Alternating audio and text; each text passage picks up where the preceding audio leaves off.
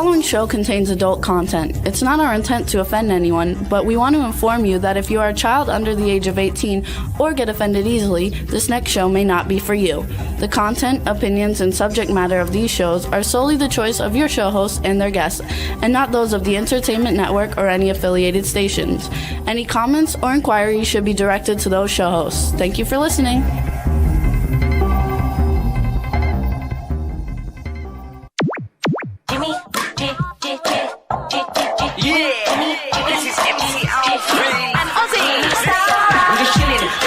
Sitting down and designing, where every man in a thinking, what are we gonna be wearing?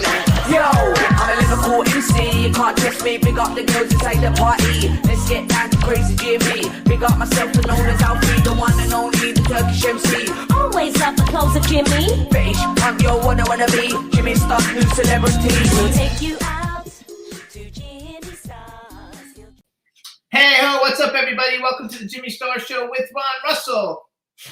Bringing the good times in music, fashion, pop culture, and entertainment. We should move this up a little bit. There we go. And you should move in a little bit because you're out of the picture. So what's up, everybody? We got a great show for you guys today. It's going to be a lot of fun. We have two great guests. Get your foot off the thing. My foot's not on it. It doesn't roll. That thing doesn't roll. Now we're crooked. They'll push this back. No. There we go. So we're fighting already. The show hasn't even started. I mean, when we're straight on, it's so much better. No, I like it angular. Anyway, so we got a great show for you guys today. First off, we've got writer, director, producer Adam Marcus coming on. His horror movies have gone to #1 at the box office worldwide when they come out. It's going to be a lot of fun, and he's written them and directed them, so it'll be a lot of fun. And we haven't really had too many, writer directors on the show, so I think it'll be a blast. Then we have Monique Dupree coming on, and we met her many, many years ago at a convention. She's related to Tony Todd, the Candyman, and she's fabulous, and she's a lot of fun, and she does everything in the entertainment industry and in horror. So it should be a lot of fun. I also want to thank everybody for listening to the show. We hit number 90 in the iTunes charts this week. It's the first time we ever charted, I think, that I can remember. So we're number 90 under TV and film, and since most people don't listen to us on iTunes, it's a big thing. And so we want to thank everybody for listening, and we're going to see if we can get more people to listen to us on iTunes so we can go up the charts a little bit more. No.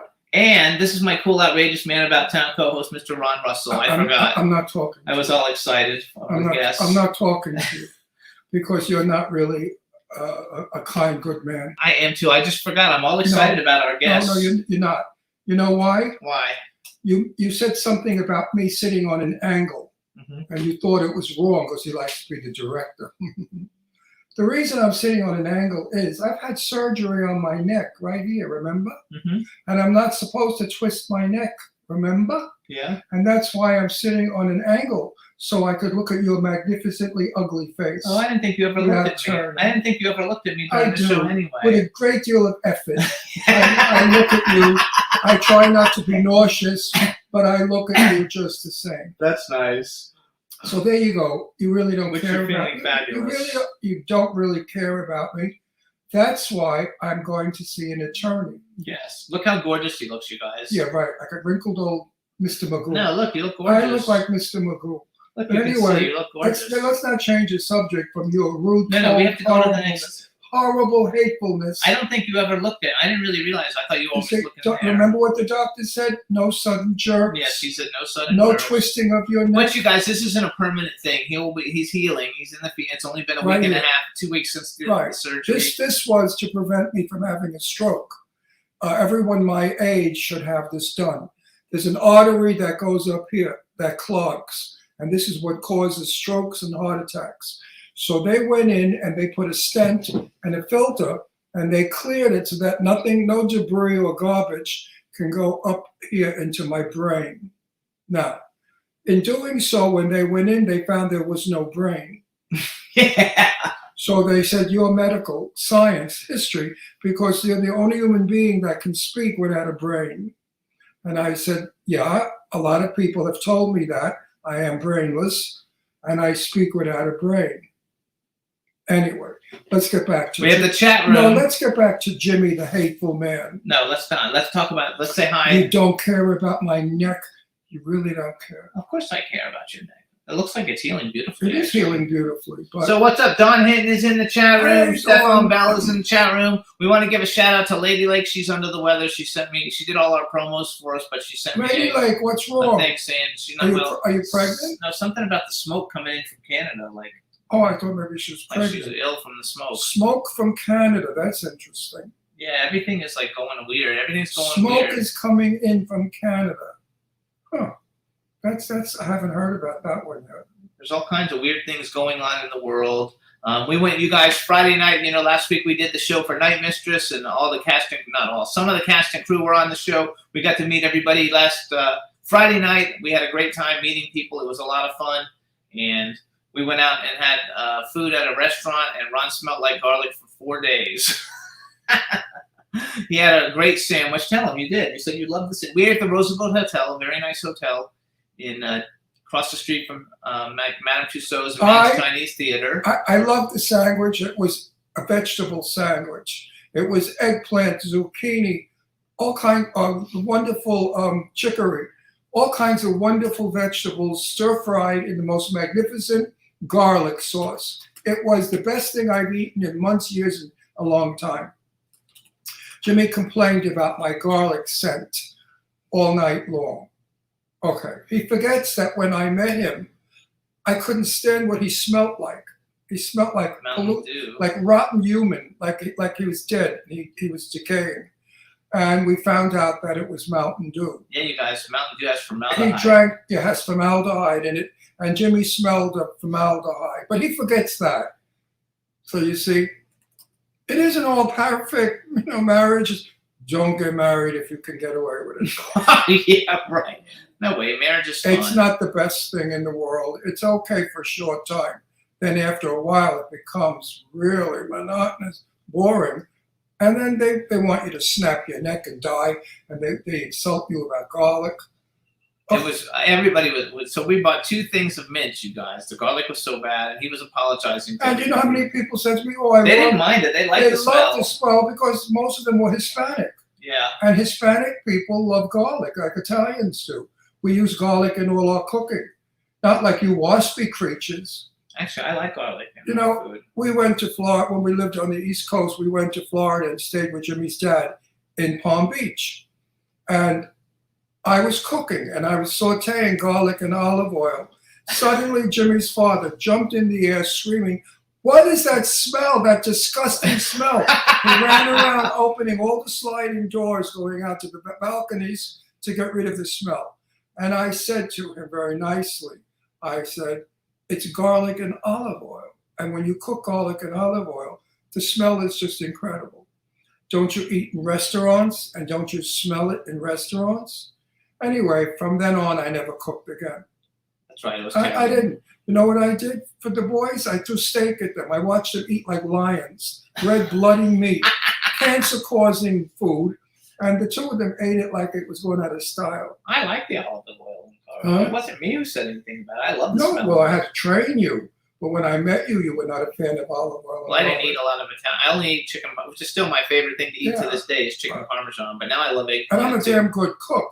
Very good. So it's not like I make crap. I make everything homemade, and most of it by hand. I don't care for factory-made goods or canned goods. I eat very healthy, and I try very hard to. But there are times I slip up. But the majority of my days and nights, I eat very well. We want to give a shout out too. Hub Reynolds joined us. What's up, Hub? Hey, Hub. How you doing in the new house? Hub Reynolds? He's in the new house. Yeah, he's in a new house, and he has a new song coming out soon. Oh, yeah. Well, can we hear it? Well, it's not ready. Hub, are we going to hear your song or what? I'm not sure when he's doing the song, but I just know he's doing a new song. He's promoting that it's coming soon. Okay, good. We'll push it for you. This way you can make a lot of money. So you can, get horses and cows and buffalo and reindeer on your ranch. He wrote, "I'm in love." I don't know if that means he's in love with us or if that's the name of the song. I'm sure he's not in love with you because you're wicked. Yeah. But maybe he's in love with me because I'm wonderful. Is that the name of the song, Hub? Let us know. In the meantime, you guys, we watched a TV show the other night. We only watched it for a minute because it grossed Ron out, but it was hilarious. And it's on HBO Max, and it's called Naked Attraction. And You got to watch at least one episode. It's basically like a show. It's a British show on HBO where all the contestants are naked from the waist down, and you pick if you want to go out with them based on their penis, and it shows it to them. It was hilarious. It was so funny. I almost peed myself. It was so funny. And then they also have women where you have to go and see from their hoo-hoo down, and then they show the next batch, and then they show the face. They even showed a tranny. Yeah. So for those of you out there that want to know what a woman looks like after a change, you can watch this show. Now, I looked at all those penises and I said to Jimmy, I really never understood how lucky I am. Because if they considered those penises big, well. It's very, very funny, you guys. It really is. I don't think it's funny. I think it's... You were laughing. No, I wasn't. Not because I was laughing because my daughters were hysterical. But it makes fun of the human body. Because some of them are fat with big tits and they're bouncing and they make them jump up and down. They're making fun of the human people. I don't care. That's not Showtime. That's a freak show, making fun. And why do you have to show your penis to get on television? I mean, I don't know how you would even be able to keep a job. Like, I would think your job. No. I just think that we've gotten to the bottom of the barrel, and whoever is the producer of that show is a little deranged and is doing it for money. They're exploiting human people, women. And by the way, it's 6 seasons of it too. I know that because people want to watch this. They love to see what other people look like naked. We all look the same. A woman standing up looks like a woman standing up. You don't see any difference.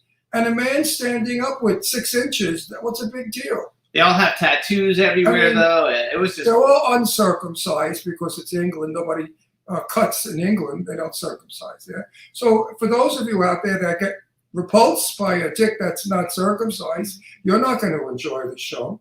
And for those people out there that love uncut, I guess they'll love it. I recommend watching just one episode of it just to see it because it's really very, I don't very recommend funny. watching it at all because you're going to give it a rating.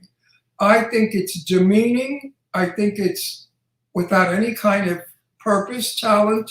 There's no creative writing, photography, music, storyline. It's just 6 men standing there naked.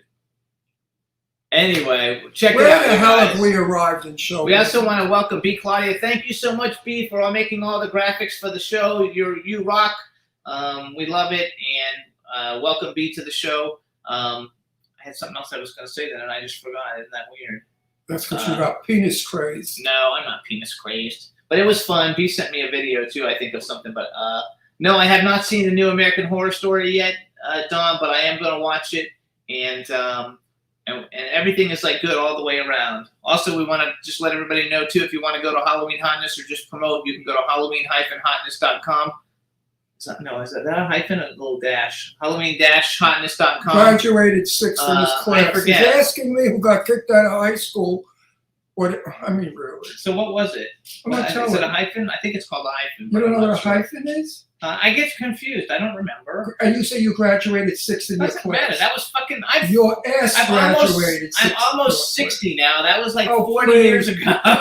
Please. I remember 40 years ago better than I remember I know. 10 minutes That's ago. not so good. So don't do that crap. He keeps bragging. I graduated 6th in my I did class. graduate. That's 6th in my Florida class. because, back in those days, nobody went to school in Florida. That's not true. The New Yorkers, when they moved down to Florida and had children, put them all in private school because the schooling system was so bad in Florida. No, it's not. If I'm you talking about college. No, if you graduated 6th in your class in college, I could have, who got kicked out of school, would have graduated 1 in my class because I'm a lot smarter than you was for vocabulary, spelling, history. I know more work. Jimmy, come on. Anyway, I did graduate 6th in my class. I don't know how he did it. He must have blown the teacher. No, never. So we want to also thank everybody for tuning in every week. Like I said before, you can hear us on SoundCloud, iHeartRadio, Apple Podcasts, iTunes, Spotify, Amazon Music, YouTube, Google Podcasts, Radio Public, TuneIn, Pandora, and Amazon Prime. Those are the biggest platforms, but we're also on about 140-something other ones. So you can get us on any of those platforms, and hopefully it all comes back and we can find out how many people are listening to the show. But we want to thank everybody for tuning in every week. It's a lot of fun. We're like some kind of fungus. We're all over. Yeah, we're all over. And fungus. Easy, greasy. There's a fungus among us. Remember that?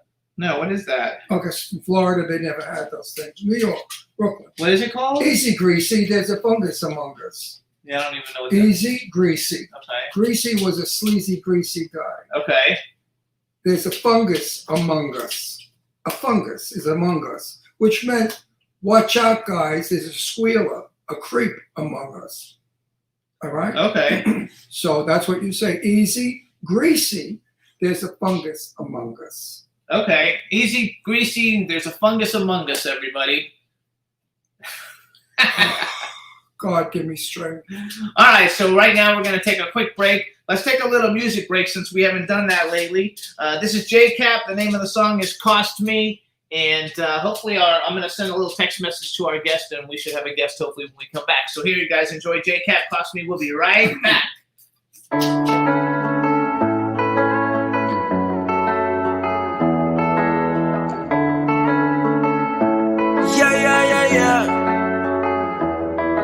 I was young, I was dumb, I thought money was so evil. Now you're tasting freedom, I relied on other people. Oh, silly me, penniless philosophy. I had no clue what it was gonna cost me.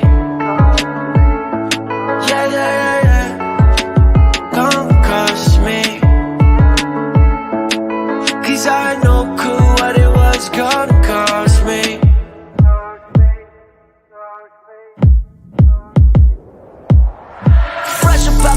House, I started cruising, didn't realize that course for losing. Yeah, I make dollars every time the phone rang.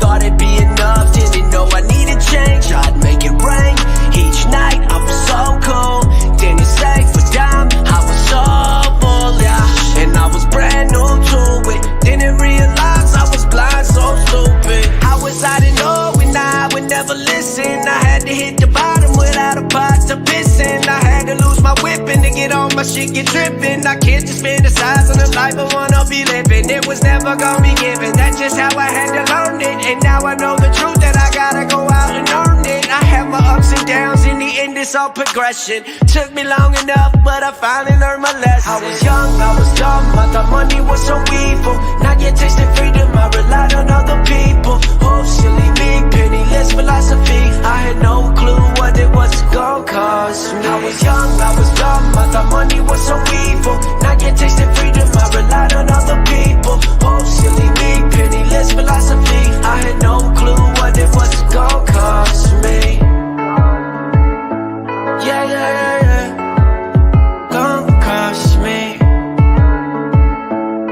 'Cause I had no clue what it was gonna cost me.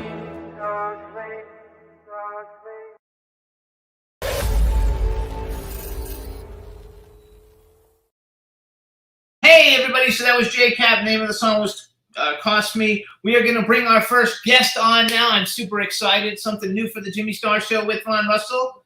Hello, Adam. How you doing? Say something. Hi, guys. Good to see you guys. How you doing? Good, and we can hear you really well, too. All right, let me make my introduction. All right, everybody, now we want to welcome to the Jimmy Star Show with Ron Russell, writer, director, producer, and sometimes actor, Adam Marcus. Hello, and welcome to the show. Thank you so much for having me, guys. I'm excited to talk to you. So before we get started, let me introduce my cool, outrageous man about town co-host, Mr. Ron Russell. Yeah, hi. Jimmy said you were big shit.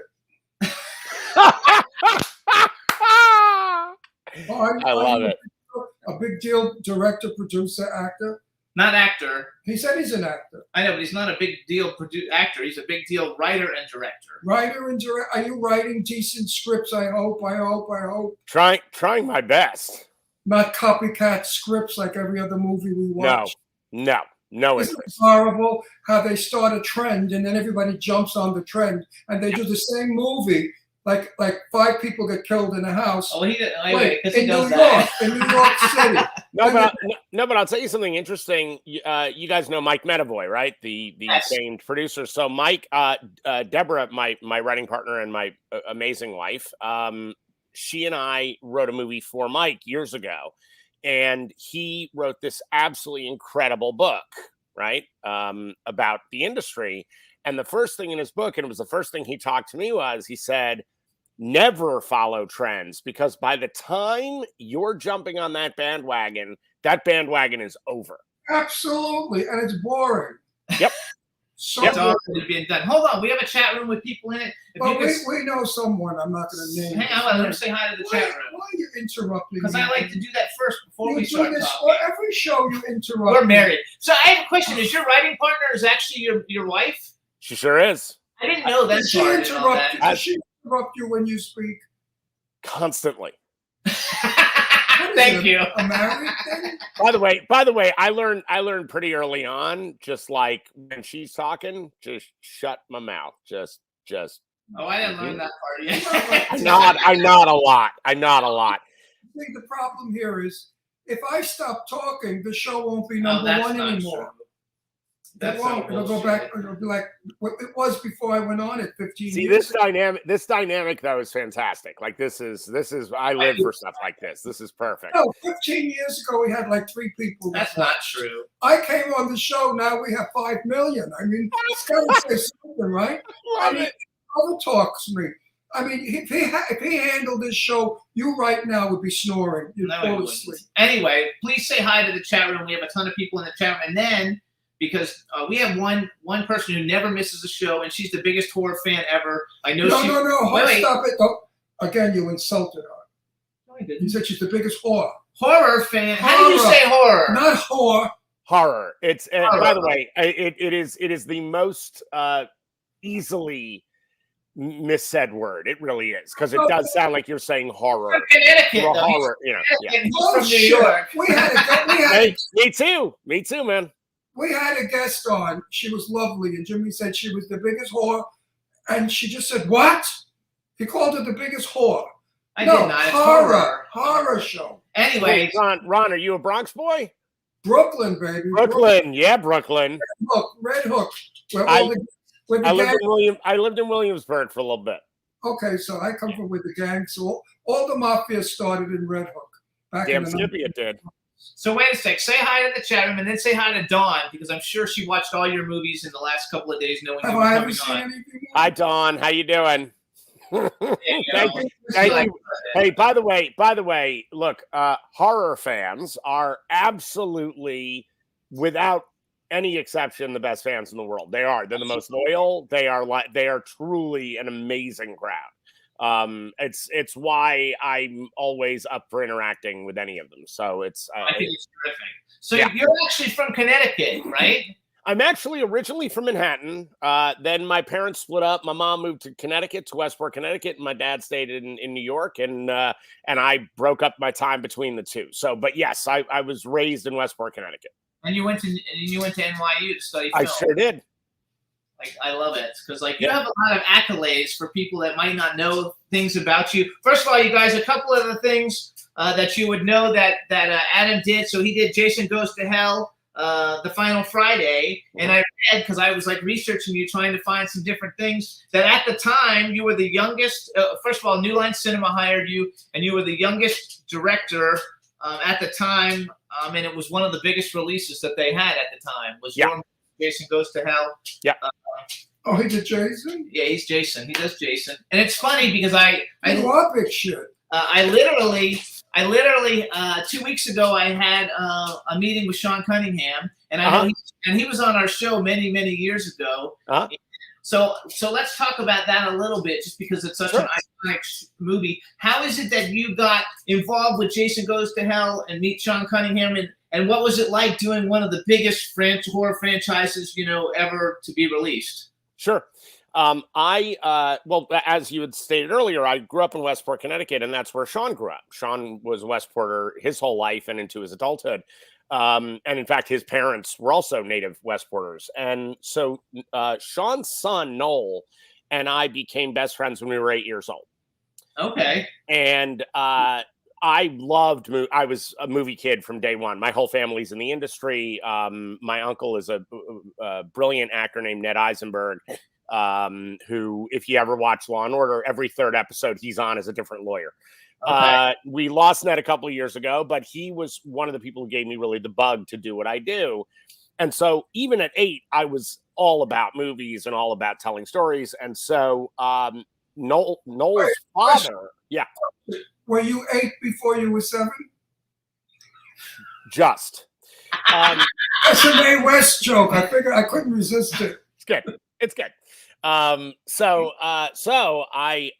Noel and I found out that Noel's dad had made a porn movie. This was sort of the hubbub around the 8-year-old crowd.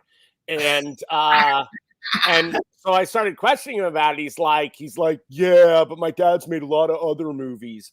And come to find out, he had made Last House on the Left. And I had never seen the movie, but I had heard of the movie and I knew how notorious it was. And so when I started hanging out at Sean's, anytime Sean was working on a movie, I was always there. I was always sort of in his face and on his shoulder and wanting to know everything about it. So around the first Friday the 13th, I PA'd for Sean for a short period of time. All child labor laws be damned. I was 10 years old.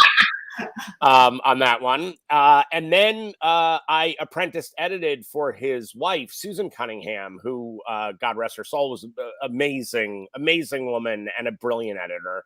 And I worked with her on the movie Spring Break, which I was 13 when I was working on that. By the way, the most inappropriate movie for a 13-year-old to work on ever. It is literally wall-to-wall boobs. That's it. That's the whole movie.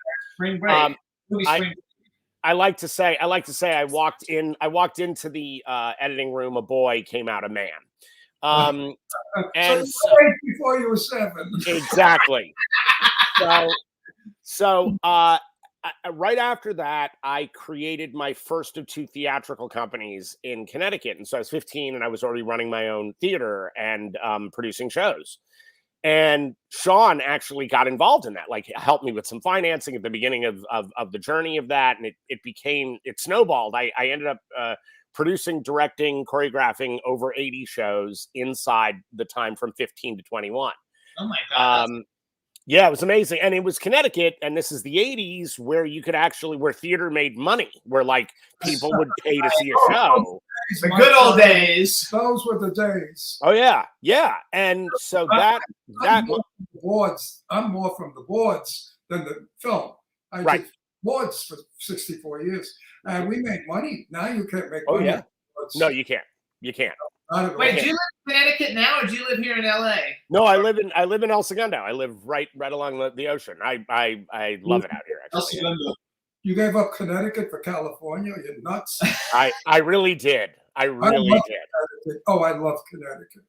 It's I- the most beautiful state. It's extraordinary, but in February, I'm really happy to be here. No, Yes. no. What's nicer than fire, snow outside, and cuddling?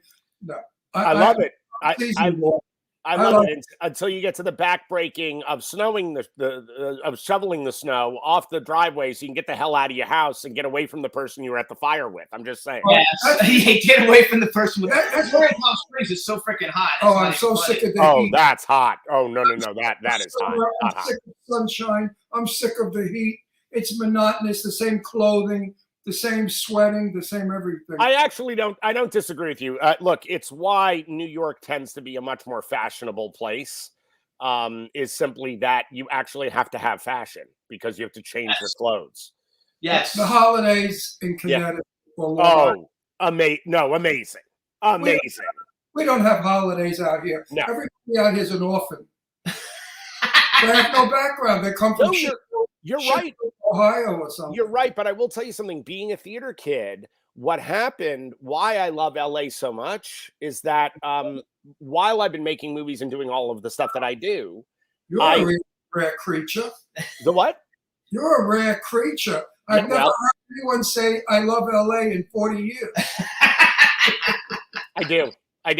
And but I'll tell you why, because there is a really specific reason.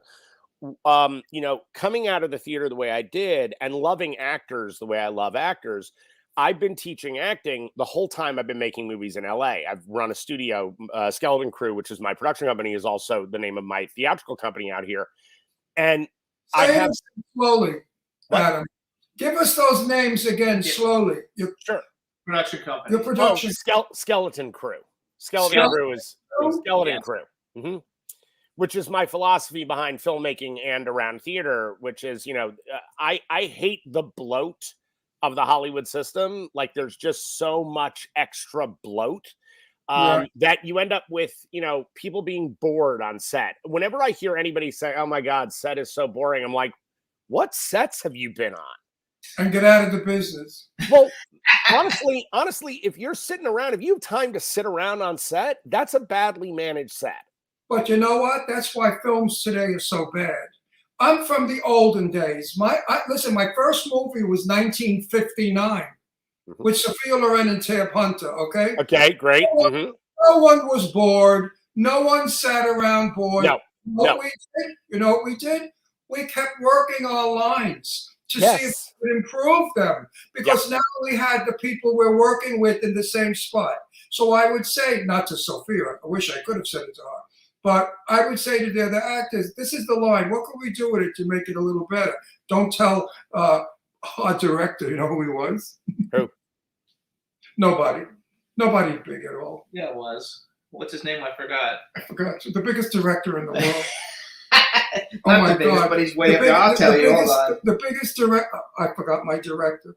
And he had trouble with me all the time. Because I wouldn't keep my helmet over I was a soldier, and I wouldn't keep my helmet over my hair to cover my hair. I kept pushing my helmet back, and he kept coming over to me, soldier, your helmet. Sidney Lumet, my director, who I used to argue with.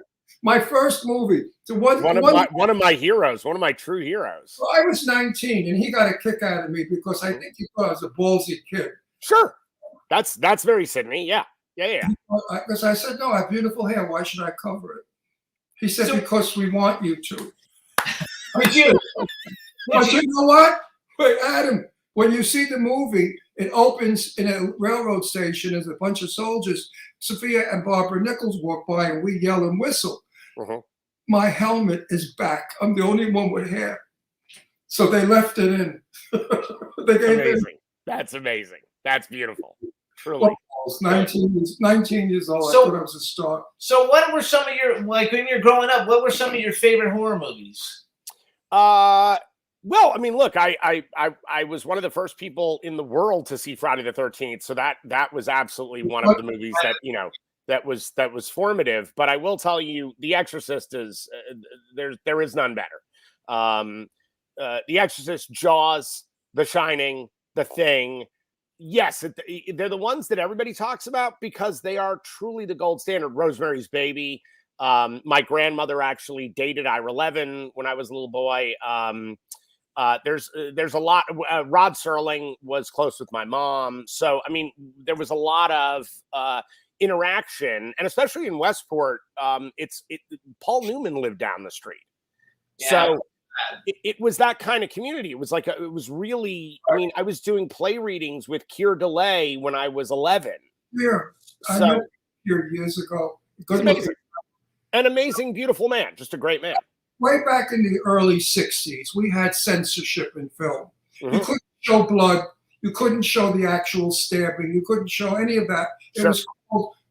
People would be appalled by it. Yeah. Then we all went to the movie to see this stupid movie that we thought would be a joke, and it was called Night of the Living Dead. It's amazing. And we all walked out of there terrified, horrified, and scared shit. I have to date never seen a film that has affected me as Night of the Living, the black and white. Night of the Living Dead, 1962 or 3. And Psycho, I thought. Psycho was sick. No, Psycho. No, Psycho is 1960. Psycho is 60. 60 was Psycho. I think we saw Psycho first. Yeah, and then Night of the Living Dead came out. Oh yeah. Right.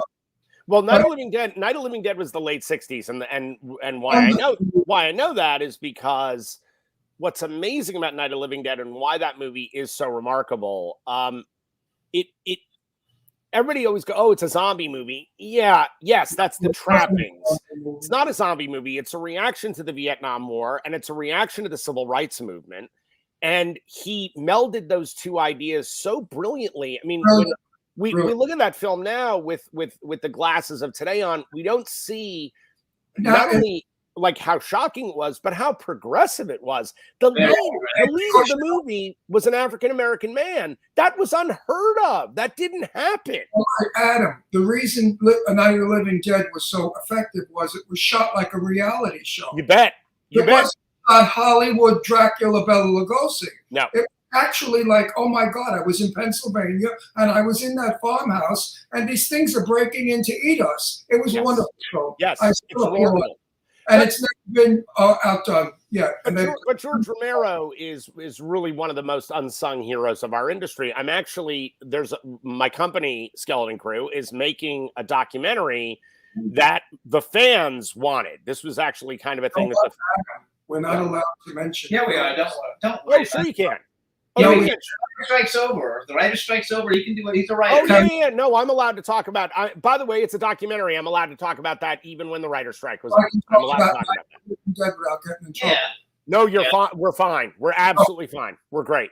No, we would have scheduled this interview differently if the writer strike was still going on. I wouldn't be talking with you. We're good. We're good. But I will tell you this. When back to George Romero, my company is making a documentary about the making of my first feature, Jason Goes to Hell, when I was 22. It's ridiculous. And so the guy who's directing the film is a guy named Maikol Felsher, who is extraordinary talent, brilliant guy. He's worked on over 400 documentaries, but he was George Romero's personal documentarian for the last 15 years of his life. And so I have gotten a window into, I met George several times, but I've gotten a window into this guy. I mean, the kindness of the man. Like when you look at his movies, you're like, is this guy going to be a monster? Couldn't be more the other way. And by the way, that includes guys like Wes Craven, who I was around growing up as a kid, who very cool. I'm very good friends with Caroline Williams, and she was in Texas Massacre. Yeah. And also, do you know Rob Lucas? The guy named Rob. Anyway, he introduced me to George Romero many years ago. Yep. And we've had George Romero's other son, George Romero Jr. Yep. We've been on the show a bunch of times. I just think that what he did? He made a black man star in a movie, and that was shocking. Because a black man had not starred Night of the Living Dead. I know, he said that earlier. Oh, I'm embellishing it. Okay. You know what? We have an expression in Italian. 2 fingers in your eye, and you know what? You're never going to see again. But anyway, he was the first one to really bring it together racially. Yep. Because the black man was with the white woman. And that was unheard of back then. And he continued that in Dawn of the Dead. Same thing in Dawn of the Dead. So he was an innovator. He was a terrific, terrific person. But again, you talk. Look, the greatness of horror movies and where George is sort of a captain of this ship is the idea that the best horror movies are not about the monster. It's about a social issue that the director or the writer is really excited about, and they give you this giant scoop of scares, right? This scoop of ice cream on top of all these vegetables. So you have no idea that you're getting your vegetables while you're eating all this delicious ice cream. But, The Exorcist is about the breakdown of the American family and loss of faith in institutions. The Texas Chainsaw Massacre, much like, Night of the Living Dead, is about the Vietnam War. That's what it's about. These filmmakers, the best of us, react to things in our world, in our social landscape, and then they cover it with all this like yummy stuff that the audience wants to eat up. But when you come back to it, Dawn of the Dead is about commercialism run amok. They all go to the mall. Where do the zombies go? The mall. Because that's the place they most loved when they were alive. But people today are without imagination. In my day, we had something called anticipation. Mm-hmm. A film had anticipation. We would see a dark room and hear a creaking door, and our imagination terrified us. They don't know how to do that today. And I tell so many of my friends that are directors and producers and actors that we need more of imagination. You just can't have everybody getting chopped up, blood flying all over. It's boring. We've become desensitized. And sixth in this class, okay. I said it right. Desensitized. You said it right. So I've never seen one of. Have I ever seen one of your movies? Have I ever? Well, you've seen other Frank Jason movies. He's not too big into the slash you know what, wars. Adam? I'm in them. I'm in all the horror movies. You know that, and I hate them. When they do blood on the set, if I'm not in the scene, I leave. I've got a movie for you guys. I think you'll love it.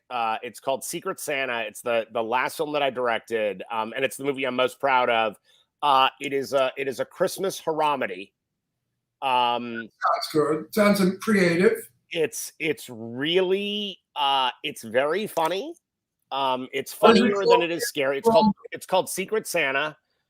It's Santa. We have a lot of older people that watch our show and they don't hear too hot. No problem. Secret Santa. Haramedy means it like a horror comedy. Yes, Yeah. it is. Comedy, Yes, yeah. it is. It's a horror comedy. It is the horror movie for it's the horror movie for people who hate horror movies. Oh, good. I don't hate them. I hate the killing, the bloodiness. I don't like the knives in the throat. Or I don't care for that. Here's the thing: we have bloodiness in Secret Santa. I guarantee you, it's going to make you laugh rather than wince. I look away. Last night we were watching something that friends of ours. What's her name was in it? Who I love. She's gray haired now. She's no longer redheaded. What's her name is fantastic. What We watched Reptile last night. You know what I'm talking about? I don't. It's a new movie on Netflix. It just came out. what's her name? I forgot her name. Your daughter was in a movie with her. I can't And remember. I sat next to her. Frances Fisher. Frances Fisher. Oh, she's fantastic. I love Frances Fisher. Fantastic actor. Yeah, brilliant. She's a sweetie pie. So we watched the film for her, and it was. It wasn't very good. The film wasn't good, but the idea could have been good had the writer not been so anxious to jump from story to story. Mm-hmm. It was just okay. You know what? I believe in character. Tell me about this. Now you're a director. I'm a writer. I don't care about the writer part. Right now we're talking to the director. If I said to you, Yeah. Adam, I need better character development, what would you say to me? What do you mean from the standpoint of direction? From my script, Adam, what can you do to make me better? Because I don't care for the character development. There is no character There development. is no. That's it. That's the problem That's with all my- the indie that's films. my There's no point. character development. My point is, people get killed, and we don't give a shit about them because Right. we don't know them to care about them getting killed. You are preaching to the converted. My whole argument, my entire career has been I don't understand why our audience is going to give a crap about anybody leaving this movie if we have to spend time with them. Guys, look, you've both seen the original Alien, right? Yeah. Okay. The first act of Alien is 48 minutes long. You spend so much time on that ship with that crew of people, knowing how they're having union disputes, all the stuff that's going on in their lives, so that when one of them leaves the movie, you're like, no, I love that guy. Yes. By the way, the Rosemary's Baby, 49 minutes. The Exorcist, 47 minutes. Now everything is 25 minutes. I need that first act to be 25 minutes. And I go, why?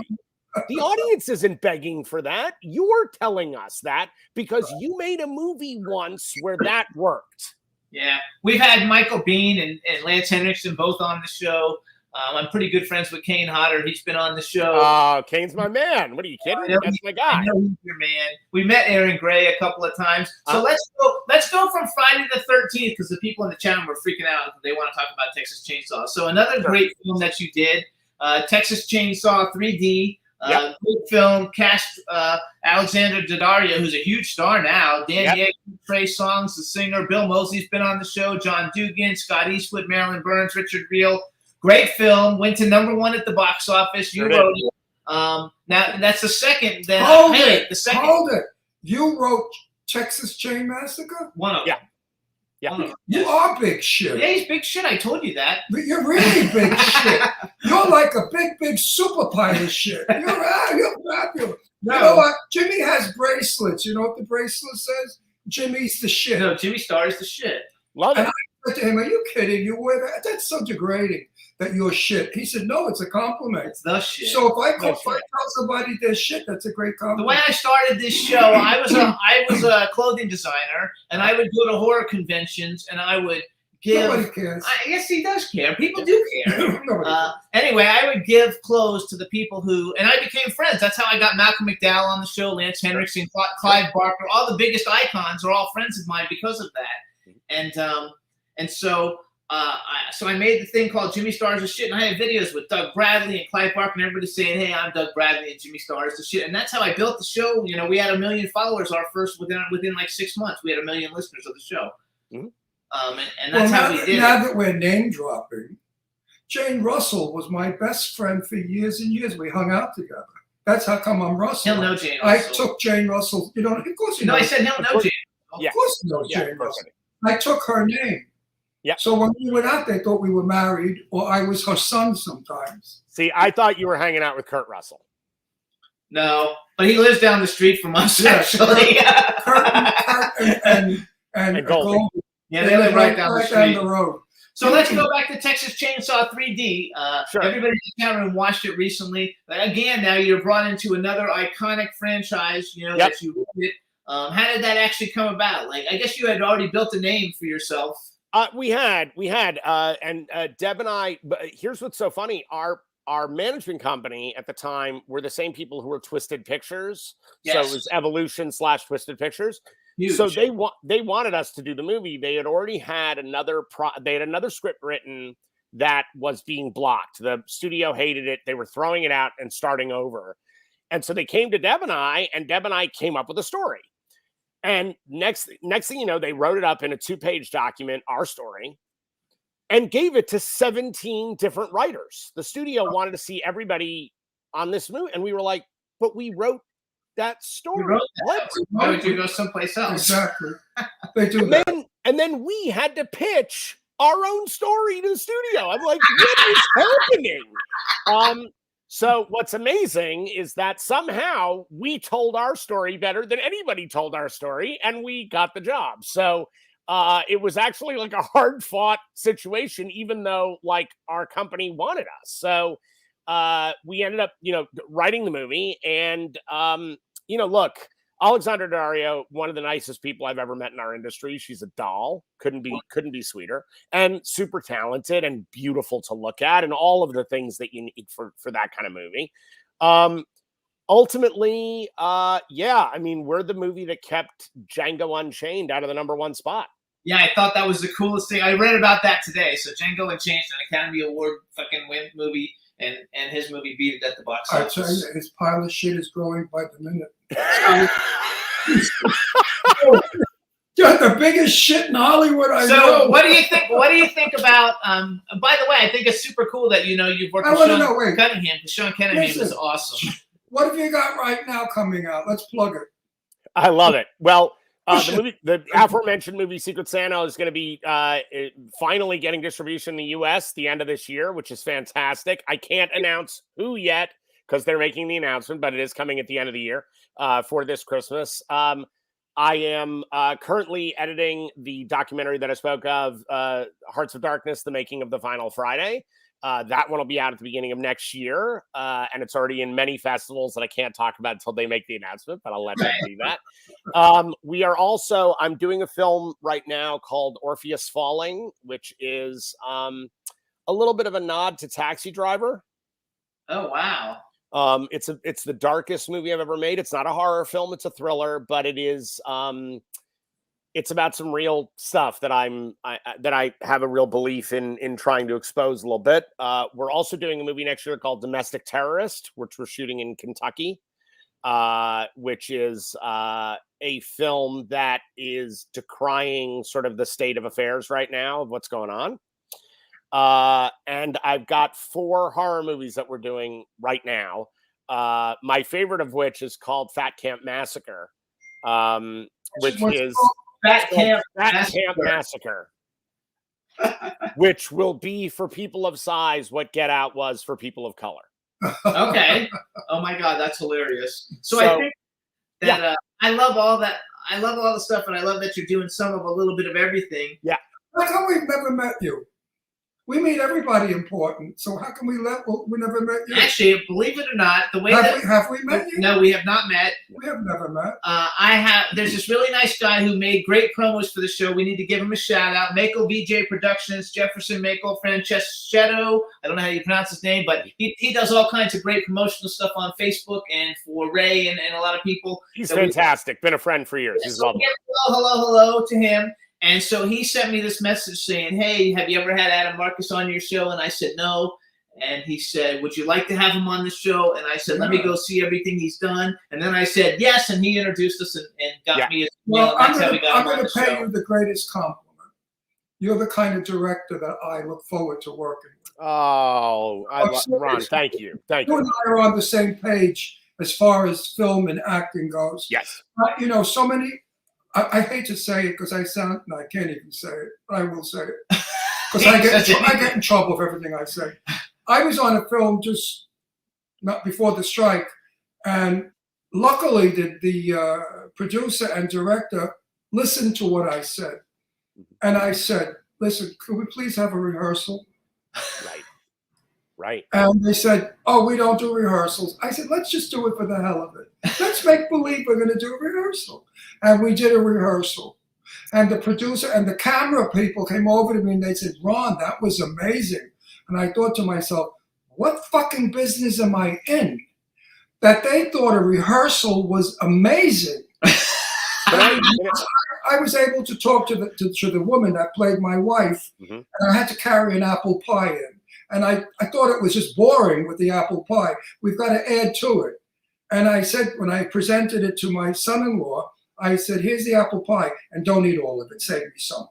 And they thought that was genius. And I thought to myself, what business am I in? What's wrong with these things? Wait, you mean you added character to your dialogue? That's crazy talk. Because listen, you don't walk in someone's home and say, here's an apple pie. No one does. And then walk by. That's rude.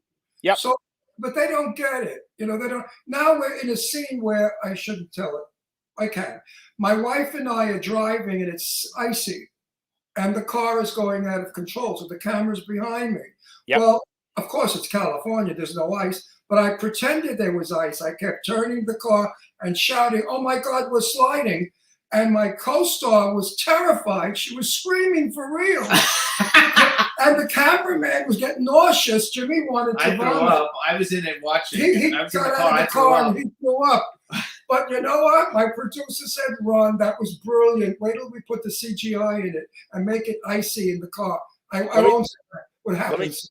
Let me tell you one quick story regarding this and how important what you're saying really is. So this last film, Secret Santa, we shot in Big Bear, right? And I had my actors, because I work with 60 actors every week, the same group every week for decades.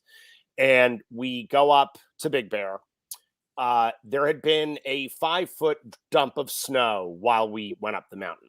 So we got stuck, right? We're trapped inside these 3 houses that I had rented, one of which was the house we shot in.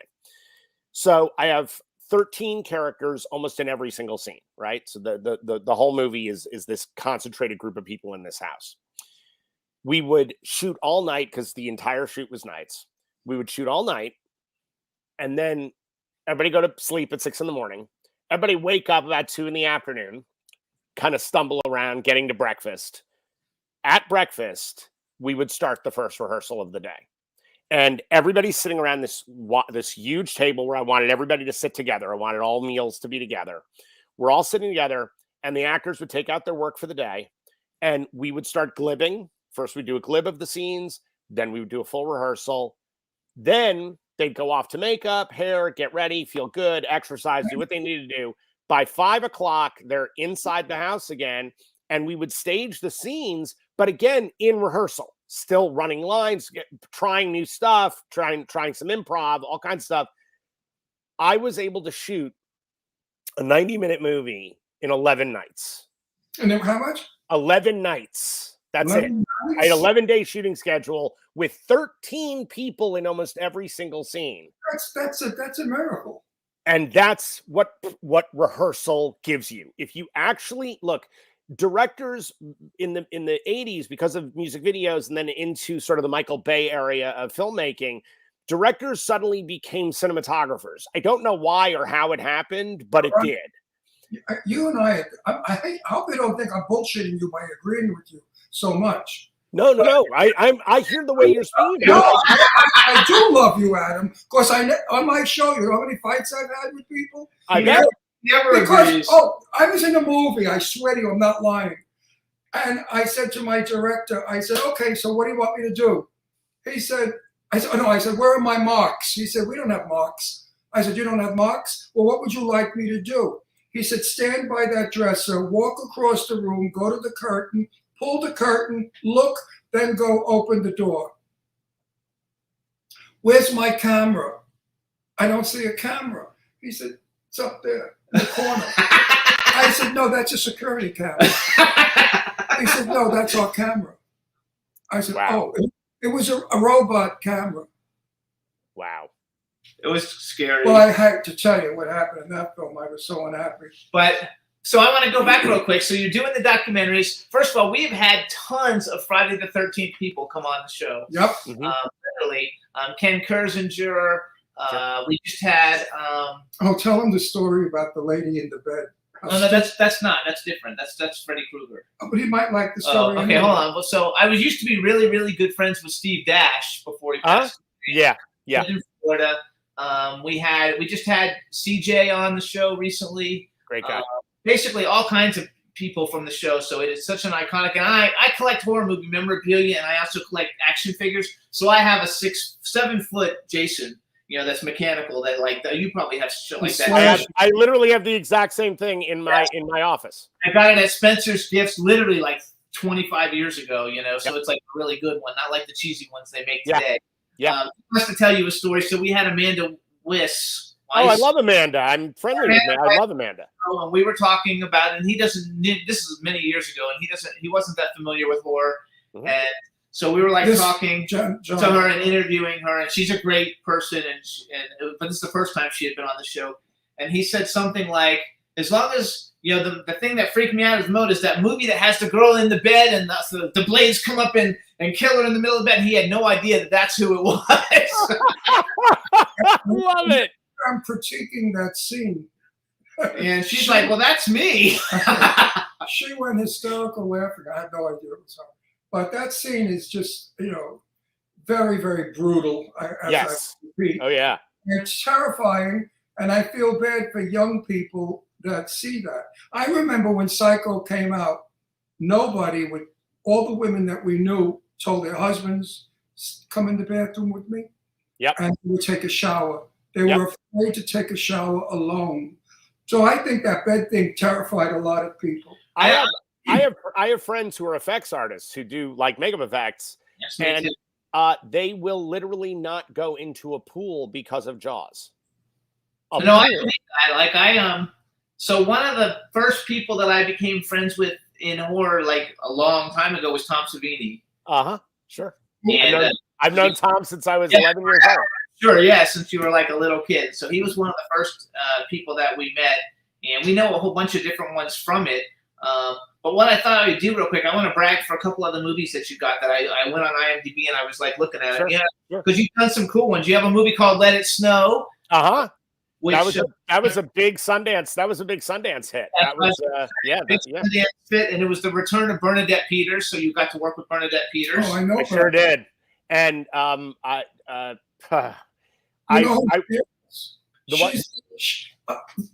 know Bernadette before she became Bernadette Peters. Her name is Lazara, and her father had the best in Mineola, Long Island, Italian bread. They used to make it. It was a bakery, Lazara's Bakery, and she was this little Italian girl who I knew from bumping into, because we came from similar towns, and I knew she wanted to be a star or whatever. And then I saw her in Dames at Sea.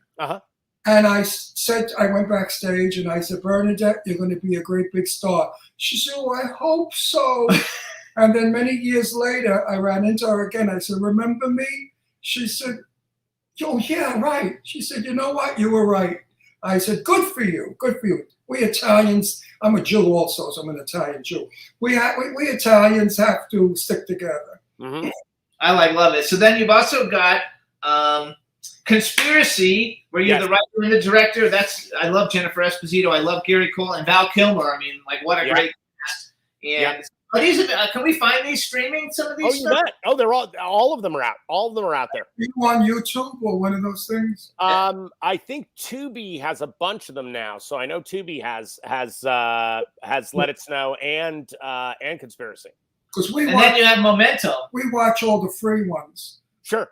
Yeah, no, but Tubi is free. You can go on Tubi free. Yeah. I have a film on Tubi right now. Adam, we watch, this is no lie, we watch 2 movies a night, 7 nights a week, No, not I love 7. it. all week long. Not every night. What, We don't watch them on Mondays. Oh, no, we play cards with my daughter. Right. So 6 nights a week.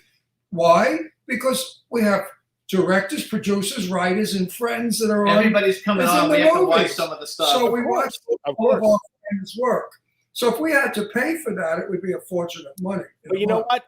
I will send you guys. Look, I will do this. With Conspiracy, my Val Kilmer movie. I will send you a personal link to the director's cut of that movie, so you can actually see. You know what? I want to see Love the Christmas one tonight.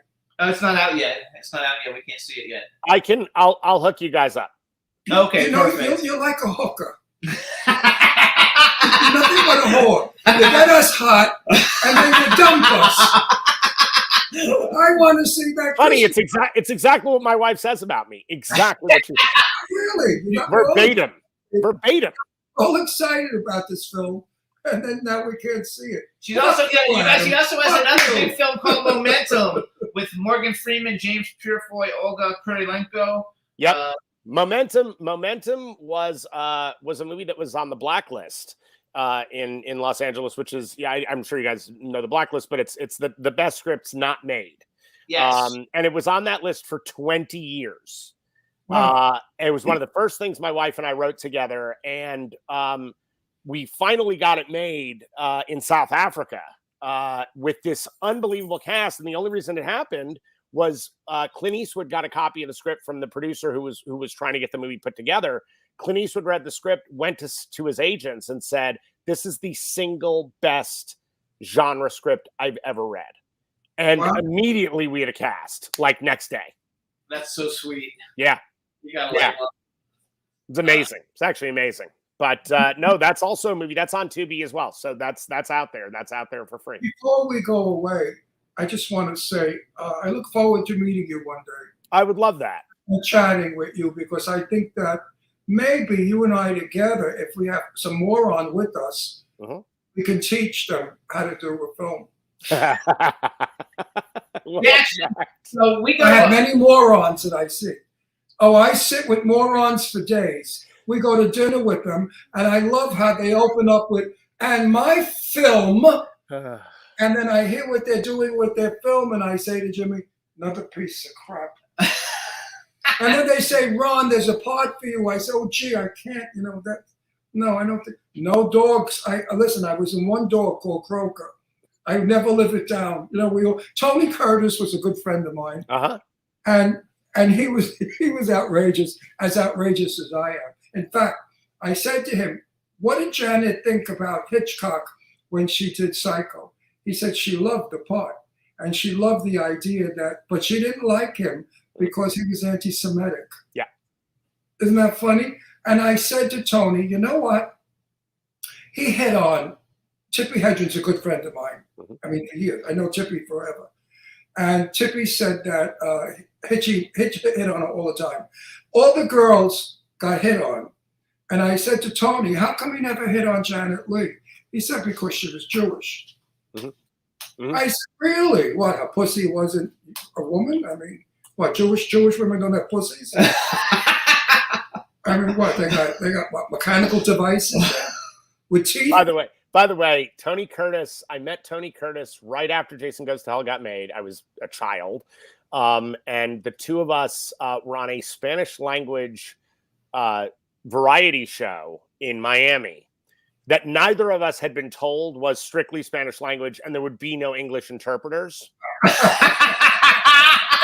And at the end of the show, the two of us have been on this panel for 40 minutes. We don't know what the hell's going on. At the end of the show, everybody danced. And Tony Curtis is across from me. The two of us are dancing. And I went, "What are we doing?" He says, "Don't worry about it. Just keep dancing." Just keep dancing. Like, okay. All right. He has the best sense of humor. So good. So Of anyone good. I've ever met. I said to him, you know, I read your book, Tony. He said, "What'd you think?" I said, "Well, you said you were gay." He said, "No, I never said I was gay. I just said I have sex with everybody." I like sex, so I love sex, so I don't care who they are, men or women. I just have sex. A lovely man. He really was. Such a good He's guy. a funny guy, Yeah. a wonderful guy. And I was at the convention center in Palm Springs at Jane's table, and I'm sitting next to Tony, and it was 4 days of hilarity. Mamie Van Doren comes into the convention center and says to me, "Where's Tony Curtis?" I said, "Oh, believe it or not, Mamie, he's right next to me." So I bring Mamie by hand to Tony. Tony was in a wheelchair. So he said to Mamie, "Come sit on my lap." Mamie sits on his lap and he grabs her long hair and he covers both of them. And I hear her laughing and I hear her saying, "Oh, Tony, you're still a filthy pig." You gotta love it. He So was the best. And he said about Marilyn Monroe, he said the poor thing, she was always on her knees. I mean, he was like me, very outspoken. He didn't care. And he got in trouble a lot. The both of us got in trouble a lot of times. So when we're coming, if we have a cool event that's in LA and it's not going to be a real shit, because I do a lot of things. I produce movies and we do the show, but my everyday bread and butter is I'm a publicist, and I'm a really good one, and so we get invited to a lot of stuff. So if we can, maybe we get a cool one that wouldn't be embarrassing for you to go to, that you would enjoy, and then we could meet you. I would love it. We'd love to meet you. I think it would be a lot of fun. And you'll have to go to the movie that's going to make me a superstar. Do you ever direct? Hang on, I'm promoting myself. A little bit of bullshit here. Okay. A little bit of bullshit. I'm in a wonderful movie with a fabulous script. For once. Wow. I'm crazy about this movie, and it's a feature film. Major stars, big stars are in it, and I play the father to the lead, who's a major star. And I think this is going to put me on the map. And I know you're going to beg to have me in one of your films, but I come, I get $1 million a picture. Yeah. Sure. I don't work before 10. Absolutely. I understand. My dressing room is on the set. Sure. And I'm on weekends. Yeah. Right. Do you ever direct other people's things if someone has a budget and they come to you and say, "That's and you where like it's it"? Going. Stop it. I do as long as I love the material. Everything for me is material driven. If it's something that I'm like, "Oh my God, I can't walk another day on this planet without making this movie," yes, then I will absolutely. Adam. Okay. Now he squeezed it out of me. Oh. I'm really soaping you up. Love it.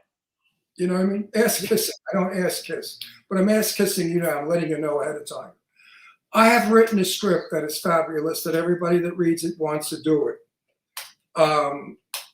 It's about a Jewish woman in 1943 who's a bookie, married to an Italian. You can't tell the whole thing. No, married to an Italian who's in the mafia.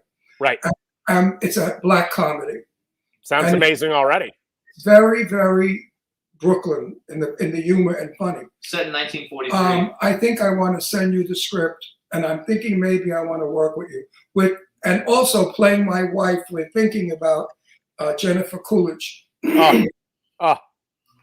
So she plays Jewish wonderfully. Yeah. My wife is very ethnic. Lainey Kazan was originally going to do it, but Lainey is not well. She's not. So we had to renege on Lainey, and I know Lainey 45 years. Mm-hmm. She's a good friend. The other reason I asked that for his film, and also just because it's like I have 9 films in different stages of development right now that I'm producing, and but I get people coming to me all the time asking me if I know any really good directors, and most of their stuff I would never even approach you with, because I tell them I can't even. this shit is terrible. But if I get a really good one, Absolutely. good one, I would love to have. I am always on the hunt for a great screenplay. So I like everyone that's read my script. Paul Savino was going to play the mafia boss, but we've lost Paul. Yes. But everyone that's read it said it was adorable, it was funny, it was wonderful. What it is my father used to always say, the trouble with the Second World War was we did not fight the Nazis. The Jews did not. The Jews succumbed to their bullshit. Right. And there's no heroes. So I wrote this script where my wife is Jewish, but she becomes a Jewish hero. And if you read the script, you're proud to be Jewish, and that's what it's about. I love that. And there's a lot of message in it about what was going on with the Nazis in Nazi Germany. Mm-hmm. So it's not politically correct, but it's not a political script, but it's about how frustrated the Jews were in this country, that they couldn't do anything to get rid of that son of a bitch, Adolf Hitler. Yep. Hey, I'm a bar mitzvah Jew, so this hits me right in my heart. Marcus is not Jewish. Marshinsky is, though. Oh, yeah. So, you guys, this is Adam Marcus. Please check out all his stuff. A lot of it's on Tubi. His Instagram is at AdamMarcus13. He's a super talent. We're so happy that you came on the show today. Again, thank you, Maikol VJ Productions, for hooking us up. We're going to become great friends, and we want to thank you for taking the time to come on the show. We had a great time. Thank you so much. You guys, and everything they say is true. You guys are the shit. Thank you. He's the shit, not me. I'm a superstar. Remember, I'm Adam. I'm a superstar. I get $1 million a picture. Yeah, got it. Adam, and wait a minute, much. And my name goes above the title. Of course. I wasn't. Why would I even question that? We'll work together, Father. I want to see your collection one day. All right. Thank you so much, Adam. We'll see you soon. Thank you. See you soon, guys. Thank you for having me on. Bye-bye. Bye-bye now. All right, you guys, real quick, before we bring on our next guest, we're going to play the trailer for Texas Chainsaw 3D real quick, just so people get a chance to see it. It's a great show. So, Juan, take it away, Texas Chainsaw 3D, and we'll be right back with Monique Dupree. Hey, you guys, so that was Texas Chainsaw 3D. We're going to bring on our next guest real quick, though. Before we do that, we want to give a shout-out to Francisco Roman, who's in the chat room. Frankie, what's up? Frankie, baby! Yay! So Frankie's in the chat room, you guys. We're going to be working with him in the very near future, and he's one of the coolest guys in Hollywood. Now let's bring on our next guest. Hey, Monique! Oh, my God! Get out of here! Get Monique! Get out of here! Monique! Oh, my God! Hello! Oh, my God, Monique! You get more gorgeous with age. Look at those knockers. Yeah. Monique! Jesus Christ, they got big. Holy shit. Monique! I miss you guys. I miss you, too! It's been too long. And look how I know. It's grown over the years. Well, I gained a little bit of weight, and so did they. So You still have that great body, right? thank you.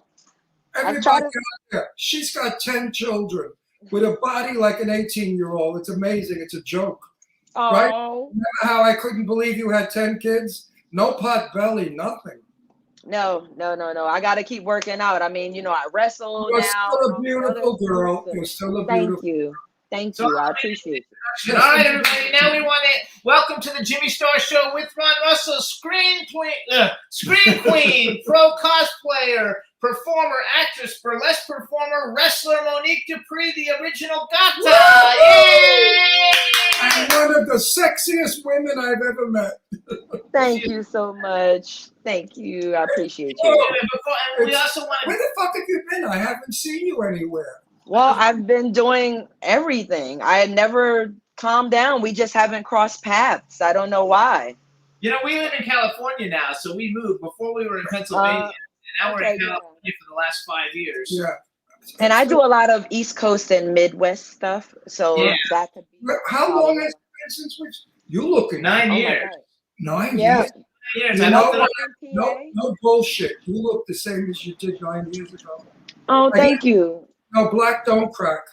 Uh, It sure don't crack. can't crack. Black don't crack. No, you looked. So, any more kids? Did you shoot out another one? No.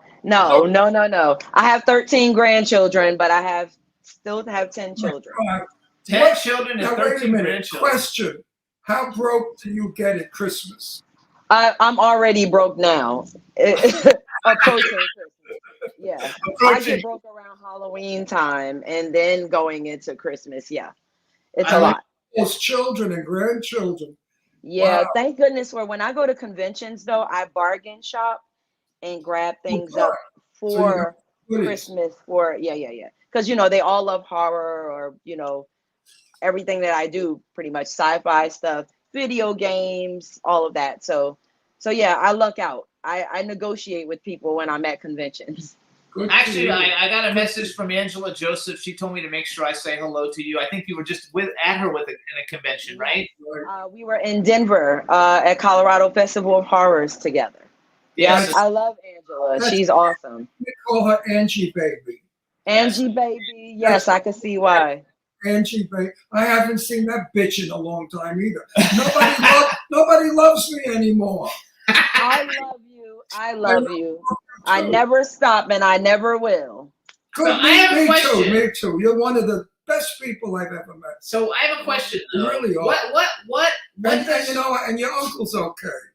Oh, his, My Brother. brother. Your My brother. Sorry. Yeah, Brother's it's okay. you guys are brothers, Tony Todd, the Tony Candyman. Yay! So I have a question though. What happened? I'm sorry.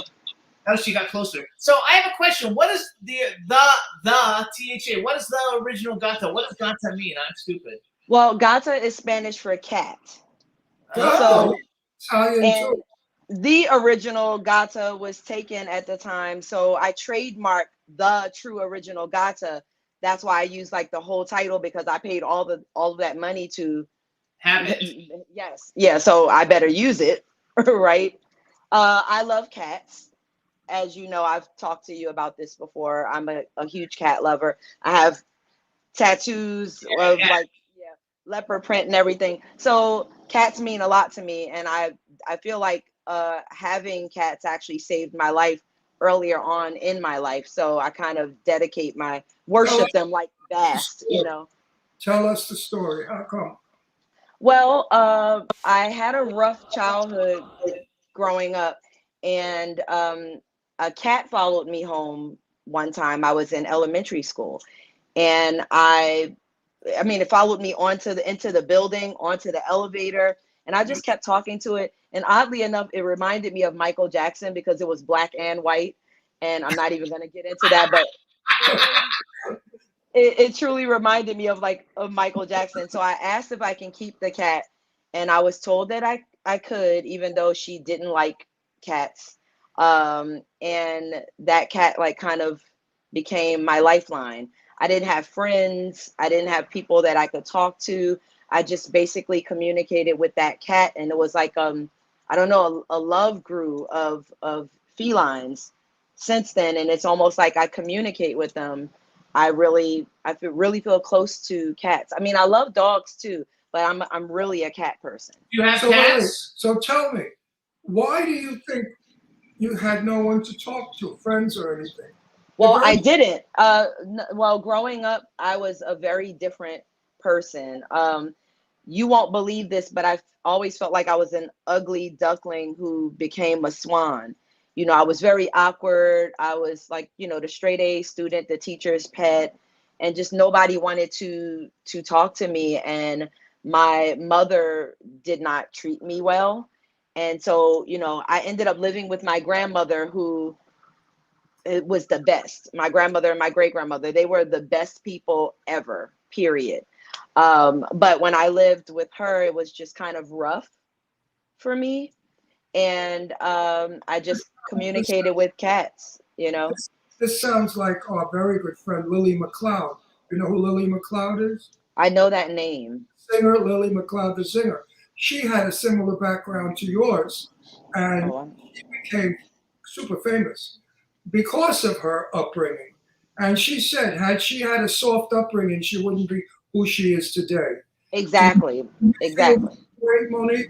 Yes, I feel the same way. I mean, I wouldn't be. I'm a go-getter, as you know. So Right. I don't ever sit down and relax. I see something that I want, and I go for it. You know, especially when I have the passion and drive, determination. But I don't feel like I would have had that had I not had the upbringing. So, you know, something positive did come out of it, and I have no regrets. You know, it's just, it is what it is. Well, you're far from an ugly duckling, and you're not fat. You have the body of Jack. You're beautiful. You have a great personality. I'm not blowing smoke up your ass either, because I don't do that.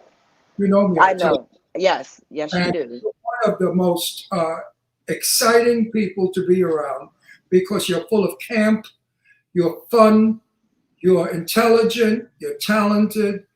You know, girlfriend, you got a lot going for yourself, so forget the past. Enjoy the moment, because you sure are in the moment. I appreciate that. I don't appreciate it. I don't care for that. Just say, yeah, Ron. No. I mean, you don't have to appreciate what I say. Who the hell am I? Just some gorgeous young white man. You're definitely gorgeous and young, darling. No, seriously. So what are you doing? Are we dancing? Are we burlesquing? Are we singing?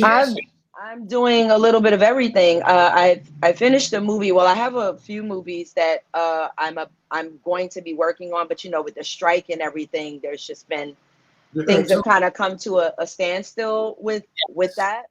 So in the meantime, I decided to kick up my horror themed burlesque dancing, also my wrestling. I still do that a couple of times a month. It depends on where I'll be at Impact Wrestling for Bound for Glory, and I'm also in the Chicago area, East Peoria, for New Wrestling Revolution. I have a movie that is screening called The Beautiful People in Ohio, but I'm going to be at Fayetteville Comic Con, so I'm unable to make it to, you know, that premiere. It's like I've been all over the place. I'm in Dallas right now. As soon as I go home, I will be a guest at StellarCon the 7th and 8th of this month in Bel Air, Maryland.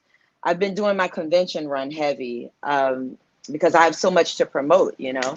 Sure. So you're an actual wrestler though, right? You're not the pretty girl who holds up the thing. You actually No. I actually wrestle as well as valet. These days I mostly valet, you know. I come out with the wrestler, I talk a lot of smack, you know. I'm always the heel. I love being the bad guy. I mean, in film as well. I don't know, I've been typecast as the bad guy, but I actually like it. Well, you can't really be a wrestler with those boobs, because nobody could get close enough to you to strangle you. I have to tape them down. What size boobs are you? What am I now? A 36H. H. They have an H? That's an H for hallelujah. They're actually a lot smaller than they used to be. And this is a good bra. So, well, kind of a good bra. So you're in Texas right now. Let's talk about your burlesque. So you're stripping on stage, right? Yes. It's not necessarily, well, I guess you can say it's stripping. You're not a private stripper. No. I'm a burlesque performer. So if you saw one of my performances, I come out with tentacles on, like a full-on horror-themed costume. And then I strip out of that to have another costume on that I strip out of into my pasties and my G-string. Jesus Christ, the men must drop dead. I mean, I don't want them to drop dead. They must have hard-ons that break through their She doesn't want them to drop dead. She wants them to pay. I mean, really. No. That part. I remember her body. I remember it. She had a little waist, a great ass, big ass, went out, gorgeous legs. I mean, she got a body. And her skin was like velvet. I remember you still do. Thank you. On cam, stop thanking me. Just say yes. I like to take care of myself. It's important. You have silky skin. Your skin is beautiful. And your body skin was silky. And that's sexy.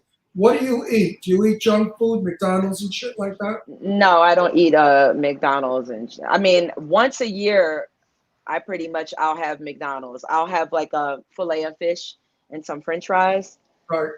That's my go-to when I go. But I'm not a fast food person. I mostly meal prep. But when I travel, I just eat like chicken and salads and It just depends on where I am.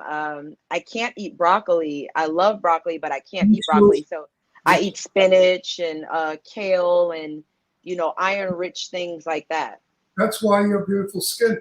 And that's why you're not wrinkled. You know, Monique, I just turned 83.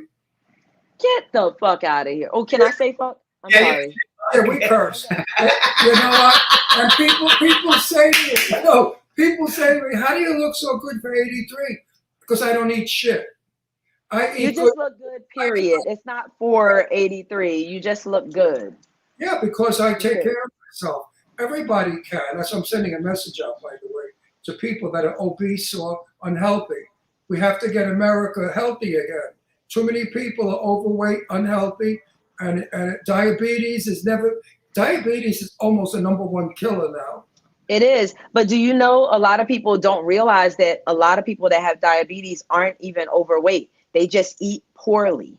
Yes. The sugar, the garbage. So it doesn't even matter what size when it comes to diabetes. It's just what you take into your body and what you don't take into your body that you need. A lot of people don't drink water. They drink soda and, high sugar things. Soda boy. Actually, I used to drink a lot I drink one a day now, which may sound like a lot, but considering I was drinking like two 2-liter bottles a day, now I'm down to one little bottle. That's pretty good. Okay.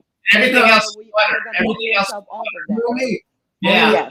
Monique, tell me to shut the fuck up if I'm going in the wrong area with you. Absolutely. Would you be willing to tell people your age? Yeah, I'm 49. Could you believe that? Oh my God. She's as old as Methuselah and she looks like a teenager. Look at her, 49, God bless you, gonna be 50. You look sensational. And I can't believe that. I'm just like, did you breastfeed 10 kids? You got a milk station. No. So funny story, if you don't mind me telling. My 30-year-old daughter, I tried to breastfeed her. She was my first. You believe I freak out from you. I tried to breastfeed her. My boob was so big that it was smothering her and she wouldn't latch on because I guess she just felt overwhelmed. She had this tiny face and I had like these huge boobs, like bigger than I have now. And she just wouldn't latch on. So most of them wouldn't latch on, but I did breastfeed a few of them. I mean, you got enough milk there to feed an army. What are your ages? So you go from 30 to what? To 10. My youngest is 10. Oh my God, that's like... And everybody in between. So 10 kids, that's every 2 years. So the last time we saw you, you had just had a baby. That should have been my 10-year-old. Yeah. But you didn't look like you just had a baby. Well, because I worked out throughout my pregnancy. My next question. How did you get rid of the afterbelly? You have I lost 82 pounds because I just didn't feel healthy. Because I gained a lot of weight and I just decided I needed to get rid of that weight. So the first thing I did was I cut sugar out of my coffee and my tea because I love tea and I love coffee, but I cut sugar out completely. And then I weaned myself off of it, started drinking it black, sometimes with one creamer or something like that, but generally black. And I started to, once a week, I would take something away and add something to my diet because it's a slow process when you want to change for the rest of your life, as opposed to being on a diet, a fad or something like that. You have to slowly implement things for them to stick. That's very clever. So that's what I would do. I would remove something that I'm not supposed to have, and I would add something that I should have. And I just did that until I was acclimated, and then I would do it again. Remove something, add something until I acclimated to that. And I did it to my own, I didn't go like, well, I have to do this every week or else, or I have to do this daily. I didn't hold myself to that. I just held myself to the standard that I needed regularity. Once I had regularity, then I can move to the next step. And I did that before I even worked out or did anything like that. I also take the steps a lot. I worked out from home. I had paint cans and water bottles. I couldn't afford a gym at the time. and I lost 20 some odd pounds before I even saw a gym. So how long Good for did it you. take you to lose 82 pounds? It took me 6 months. Wow, that's terrific. fast. Hey, everybody out there that's fat, you want to lose weight? Listen to what Monique is saying. So let's go horror a little bit. Let's talk horror because we had a big horror director on before you, and a lot of people in the chat room are into the whole horror thing. Well, Monique, where are you living now? I live in Baltimore and New York. Oh, okay. Well, we're moving to Southampton. Are you? Yeah. When? In the spring. Hopefully April. So you got to come out to the house for a weekend. Yes, I would love to. All over the Hamptons. You can meet a rich guy, a multi-millionaire. So she'll get rid of him and marry the No. We want to say hello to Anthony St. Thomas, hubby. Hello. We love you. We haven't seen you in a long time. Anthony, I'd still love you, Anthony. He wouldn't oppose it anyway, so. Yeah. What? That's hilarious. So go ahead. Oh, okay. I was just gonna say. So let's talk horror a little bit. How many movies do you think you've been in? Horror movies that you've been in? Because I think you were labeled like basically one of the very first Black scream queens, right? Yes, by Debbie Rochon actually. And by the way, I gave Debbie Rochon the Lifetime Achievement Award in Colorado at Colorado Festival of Horrors. Very well deserved, and I love that woman. She's so great. much. She's great. She's been on the show many years ago. Like 10 years. She's amazing. But I think I've done. I would venture to say well over 100. Some of them haven't seen IMDb yet, but I've done well over 100 horror film projects or television projects. Lot. I love horror. I think it's my favorite genre. Me too. What are some of your favorite horror movies? That I wasn't in? Yeah, just in general. Well, I love the original Fog, which a lot of people are surprised about. Me talking about some of the films that I kind of grew up loving. I loved Christine. I think I loved that element of things that weren't the usual like slasher stuff. Just like when Nightmare on Elm Street came out, I thought, this is amazing. He literally attacks people in their dreams, something that we do all the time.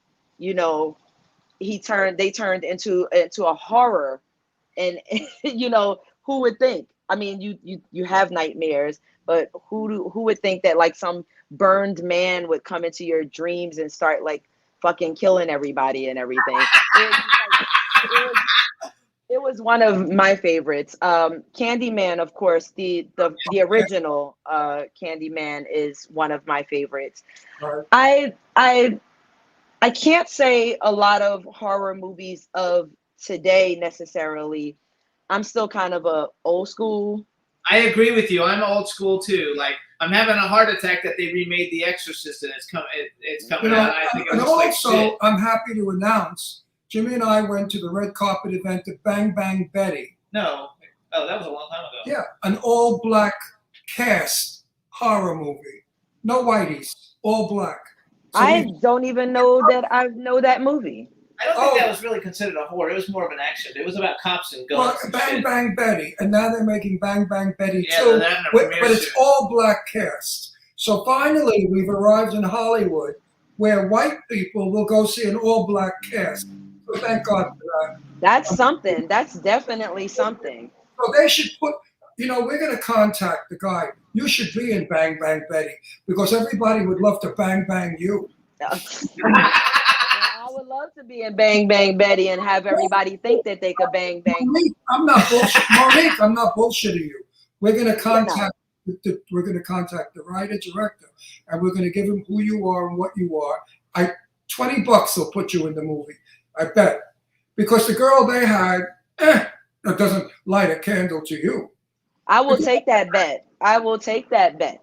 No, seriously, the girl that they had was okay, but she was no Monique Dupree. No. Oh. No, if you're in Bang Bang Betty, the movie will do better. Well, they can't change Bang Bang Betty. Bang Bang Betty, she is Bang Bang No, Betty. I know They can't that, change her. But they could put. But they can put. You could be somebody else. I can be in the movie itself. you'll be playing a gangster, shooting people. So it's fun. Oh yeah, that's right. Yeah, that's right up my alley. I swear to you, I promise you, my darling, I will. Jimmy and I will see if I can start getting you in some stuff because, like, I've got 9 films I'm producing, but I don't have all them. I'm working on money and stuff. But like, I have a great horror werewolf movie we're going to be shooting in Texas that I could probably like put you in. Werewolf. Yes. And so I'll see if I can like start working. You know why? into some Because you're stuff. something to look at. There aren't. There's no more Jane Russell, Marilyn Monroe, Mamie Van Dorens around. Right. I don't know who they are, but you are absolutely. Any man that looks at you does not want to have tea with you. All right. Any man that looks at you just wants to eat you up alive. So you have that sex appeal that very few actresses have today, like Marilyn or Jane. They had the sex appeal that men would go crazy if they just touched them. And I were just talking about this because I said, we have a lot of celebrities these days, but we don't really have stars. We're missing all the time. He says it say all that the time. We don't have sex symbols. right. Do you know who Mamie Van Doren is? Yes, I do. And Jane Mansfield. Yes. And Marilyn Monroe, Sophia Yes. Loren. We had all Yes. these sexy men. Sophia Loren. Yes. Oh my goodness. So you have to promote yourself as the ultimate sex symbol. Because You know what? I never thought about marketing and branding myself that way, and that is an amazing idea. Thank you for that. Monique, I've been in your company and I've watched you and I see you and I know shit from Shinola. You are probably, besides Cece Pennington, who's a black singer. Yes, I know CeCe Peniston. Yes. She's a good friend of ours. She's a good friend of mine. I think she's a beautiful woman. But she comes close to you, but not quite you. Cece could be very sexy. I've seen Cece in some gowns and stuff where she really put herself together and looked hot. But you're probably one of the most sexiest black women I've met. Thank you. Seriously. No, I think we need to get you in. One I thing. would love to see you in Bang Bang Betty. One thing that would be we've been invited to the next movie they're making, the premiere. one thing that would be fun would be to get you in some a little bit bigger horror movies where you have a more of a starring role as opposed to being one of an ensemble. Let the movie more revolve around you a little bit more. And we can make you the snuff queen. That you get men and you suffocate them with your boobs and they die. They die from suffocation. Yes. I had one movie where my boobs had teeth and they ate them. So You're kidding. yes, that was a very, very, very independent film, but it's called Bachelor Party in a Bungalow of the Dam. And Bachelor Party in the Bungalow And of also, the Dam. you did a bunch of Nukem High and Bikini Bloodbath movies too, didn't you? Yep, I did Bikini Bloodbath Christmas. I did Return to Nukem High, aka Volume 2. I did Shakespeare Shitstorm recently. That's been hitting the convention circuit. I was actually the straight person in that. I was that's from The Tempest. It's loosely based on the Tempest. And I actually played Caliban, who, as you know, in Tempest is actually a black man. But But when I auditioned for the role, I really wanted the role, and Lloyd thought that I had a strong enough presence to be able to carry that character throughout the movie. So that was actually a supporting character, and I was, out of all of the craziness that happens in that, like the whale shit and all of that stuff, I'm the straight guy. Monique, last time I saw you, if I'm not mistaken, you were sort of a redhead. Auburn. Yes. Yep. Wow, you have a great memory. Yeah, well, if somebody he only remembers the people he likes. Believe me. Yeah. He can talk to somebody, and 10 minutes later, he doesn't know who the fuck they are. If he doesn't like them. they're not worth remembering. I think I prefer you with the auburn hair. Do you? I think it makes your skin glow better, and it's sexier. Black hair, Elizabeth Taylor wore it well. Right. I don't think anybody else wears black hair well. I think you're right. I recently played a mermaid where I kind of had like red auburnish hair, and everybody just reveled in that. I'm gonna send you that photo just so that you can see. So I can see it. Because I used to be a hair colorist. Acted, I never made money when I was a kid. So I worked for something place in New York, one of the best salons, and I was a hair color corrector. I used to correct bad color. So people would come to me and say, "What's wrong with me?" And I didn't want to say you're fat and ugly with bad skin. So I used to say, "Your hair color is wrong." You can't be too honest, Monique. I mean, these were like 60-year-old women, all wrinkled with big red lips. What's wrong with me? You're over made up. But anyway, I think the black hair is just to everybody. It is. It is. Why? I've been doing the regular when I do certain burlesque shows. Depends on what I'm doing. What I don't know what happened. She froze for the first time.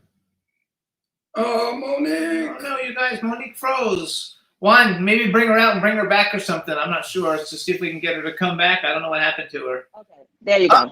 Yeah, there we go. Okay, we froze. I think yeah. the red hair will bring you out more and individualize you more. Because CeCe Pennington, I told her the same thing. She wears wigs all the time. And she had a black wig on. And I said, you know what? I have to use an expression you're not going to like. But you look too colored with that black wig. Uncolored yourself. Look more American. Then she wore a long red one. And it was awesome. she was so fucking drop dead in that red wig that I went out of my mind, and she agreed. Now CeCe only wears red. And when she got on the stage and she was singing, I got goosebumps. Look. Yeah, it was in front And of she like was singing, thousands of people. finally, it happened to me. Yeah. Red hair in that gold lame gown with the tits hanging out. She was just theater. She was just movie star. So hang on too, you guys. So Just if you guys, movie you star. can follow Monique, you guys. She's on Instagram at Monique Gata Dupree. So it's MoniqueGataDupree. Check out all her different films. So basically, let's go back to the wrestling thing for a second. So you actually used to be a wrestler, though. Were you actually the person wrestling with people? Yes. Did you put that septic thing in your nose? Not then, right? Because they'll hurt you. Yeah, I did. I dare somebody to touch my face. Don't. So what was your record as a wrestler? Did you win a lot? Never. You never won? No, because she used to trip over her boobs. How could she?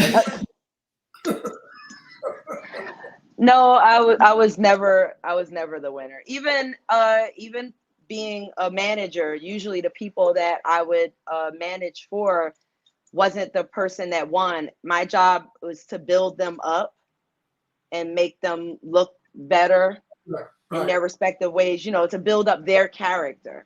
So I was kind of like an accessory, which I don't mind being, because I also get to go out there and do something that I love, which is talk shit to people and have people boo me while I'm smiling at them. It's really awesome. That's her job, though. Yeah, but they don't. They boo you as they're whacking off. What are you doing? They're only booing me when I'm on television, but when they meet me, they're not like boo. They're like, "Can I get a photo with you?" What's Anthony doing? He's actually working on another poetry book and a novel. He's trying to get that whole thing straight. We travel together to the convention. So is he there now? Is he with you now? No, he's not here with me now. I'm here with my best friend. It's actually her birthday today. Happy so birthday. I'm in Dallas. Happy birthday. Tell her that you said she lives here in Dallas. So sometimes when I do wrestling work, I pick Dallas over other places so that I can come see her and go to work at the same time. So are you wrestling? Are you there working? Are you working in Dallas? I am here working. I'm doing a surprise burlesque show. So I will be able to talk about it after I do it. Yeah, after you do it. So yeah. Well, it was a surprise. It was a surprise for me to come see her. She didn't know I was coming to Dallas. So I couldn't announce that I was going to be here at all. So I figured this is perfect. So after I do that tomorrow, then I'm headed back to Baltimore, and then I'll be at StellarCon in Bel Air, Maryland.